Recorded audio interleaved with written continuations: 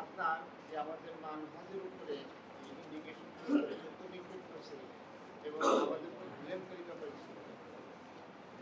আপনি যে প্রশ্ন করেছেন, আমি তো কখনোই কোনো বক্তার নাম উচ্চারণ করে কথা বলা পছন্দ করি না। যেটা আমি আজকের বক্তব্যে তুলে ধরেছি যে এটাও একটা ব্যক্তিত্বের পরিচয়, আত্মমর্যাদা এবং আত্মসম্মানের পরিচয়। আমাদেরকে সবসময় মাথায় রাখতে হবে যে পজিটিভ ওয়েতে যদি আপনি দাওয়াতি কাজ করেন, আপনার দাওয়াত বেশি ফলপ্রসূ হবে, বেশি প্রভাব বিস্তারকারী হবে। পজিটিভ ওয়েতে দাওয়াতি কাজ করা মানে আপনাকে কে গালি দিল, কে বকলো, কে মারলো সেটার দিকে কর্ণপাত না। আপনি কি করতেছেন এই দাওয়াতকে ছড়িয়ে দেওয়ার জন্য, কতটা পজিটিভ ওয়েতে প্রাতিষ্ঠানিক রূপে কত দ্রুত গতির সাথে সামনের দিকে এগিয়ে যেতে পারতেছেন, এটা খুবই ইম্পর্টেন্ট। এই জিনিসটা আপনারা শিখবেন হচ্ছে কাদের কাছ থেকে জানেন? আমি বলি আমেরিকানদের কাছেও শিখতে পারবেন, তারপরে যারা ইহুদি লবি পরিচালনা করে তাদের কাছেও শিখতে পারবেন। তারা কি করে জানেন? তাদেরকে আপনি যতই গালিগালাজ করেন তারা রিয়্যাক্ট করে না। রিয়্যাক্ট করা বুঝেন কি?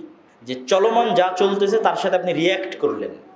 বুদ্ধিমানকে যে রিয়্যাক্ট করে না, ও আর কাজ করে যাচ্ছে, ওর যেটা টার্গেট আছে সেই টার্গেটে ও এগিয়ে যাচ্ছে। আপনি চিল্লাচিল্লি মারামারি হইচই করে একাকার, মানে আপনি দ্রুত রিয়্যাক্ট করেন।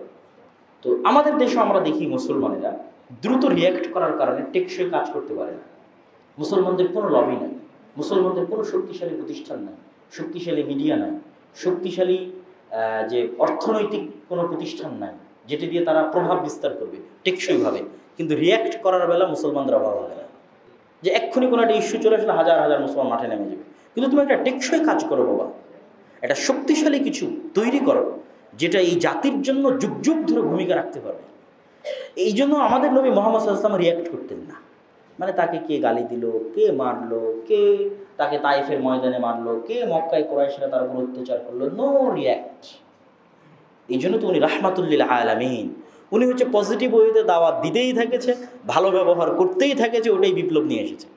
তাহলে আমরা তো মুহাম্মদ সাল্লাল্লাহু আলাইহি ওয়াসাল্লামের অনুসরণ করা প্রত্যেক মুসলমানের উপর জরুরি কর্তব্য, প্রত্যেক মুসলমানের জরুরি দায়িত্ব। এই জন্য আমি এক্সাক্ট কাউকে উদ্দেশ্য করে বলছি না, তাকেও বলছি যার নাম আপনি উচ্চারণ করছেন, তাকেও বলতেছি যে তার কি ধরনের আচার ব্যবহার করা উচিত, যেমনটা মুহাম্মদ সাল্লাল্লাহু আলাইহি ওয়াসাল্লাম করেছেন, যেটা আজকের বক্তব্যে আমি তুলে ধরার চেষ্টা করেছি। তো আমি তার নাম নিয়ে বলতেছি না, সকল মুসলিম বিশ্বের সকল আলেম ওলামা বক্তা যারা আছে বাংলা ভাষাভাষী সকলের উদ্দেশ্যে, যে সবাই নিজ নিজ জায়গা থেকে পজিটিভভাবে দাওয়াতি কাজ করুক, নিজের মুখকে সংবরণ করুক, রাসূল সাল্লাল্লাহু আলাইহি ওয়াসাল্লামের আচার আচরণ এবং ব্যবহার প্রদর্শন করুক, প্রাতিষ্ঠানিকভাবে দাওয়াতি কাজকে শক্তিশালী করুক, টেকসই করুক। তাহলে এটাই হচ্ছে প্রকৃত পরীক্ষা, কে টিকে থাকবে আর কে ঝরে পড়বে।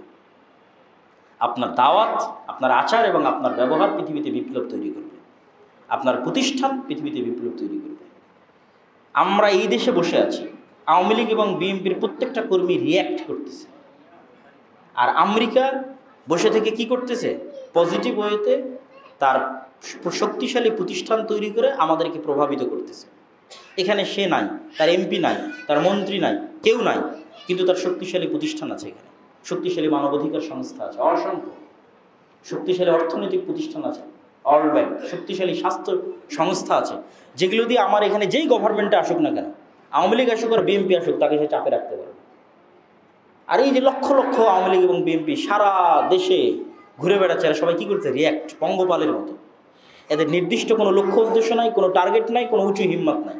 তো এরাই তো ভাই ওই ফেরাউনের যুগের বানি ইসরায়েল, কী ডিফারেন্স আছে? তাহলে আমাদেরকে ওইটা হওয়া যাবে না, নিচে নামা যাবে না। আমাদের কি করতে হবে? উঁচু লক্ষ্য উদ্দেশ্য রাখতে হবে, মহৎ লক্ষ্য উদ্দেশ্য রাখতে হবে। সেই লক্ষ্য উদ্দেশ্যের পিছনে অন্যরা গালিগালাজ করে আমাদের মনোযোগ ডিসকানেক্ট করার চেষ্টা করবে না, করা যাবে না।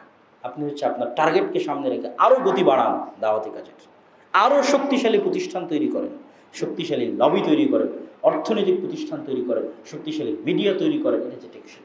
এই জিনিসটা আমরা মুসলমানরা যতদিন না বুঝবো ততদিন আসলে আমাদের পরিবর্তন হবে না। আল্লাহ সুবহানাহু ওয়া তাআলা আমাদের এটা শেষ প্রশ্ন ছিল, আমাদেরকে সঠিকভাবে বুঝার এবং আমল করার তৌফিক দান করুন। আল্লাহুম্মা আমিন। সবাই বৈঠক শেষে দোয়া করি, সুবহানাকা আল্লাহুম্মা ওয়া বিহামদিকা আশহাদু আল্লা ইলাহা ইল্লা আনতা আস্তাগফিরুকা ওয়া আতুবু ইলাইক। আসসালামু আলাইকুম ওয়া রাহমাতুল্লাহি ওয়া বারাকাতুহু।